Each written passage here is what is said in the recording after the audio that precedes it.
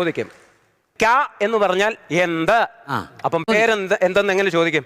പേര് ക്യാ അല്ല, പാവയ്ക്ക. എടാ നാം ക്യാ ഹേ അങ്ങനെ ചോദിക്കണം. നാം ക്യാ ഹേ. ഇരിക്കവിടെ. നീ ക്യാ ഹേ ഹിന്ദി പോയം പഠിച്ചോണ്ട് വന്നിട്ടുണ്ടോ? പോയോ? ആ, പാസ്.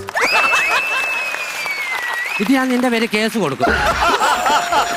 അഖിലേ, ഹിന്ദി പോയം പഠിച്ചു അനന്ത് എഴുന്നേറ്റ് ചൊല്ലേ.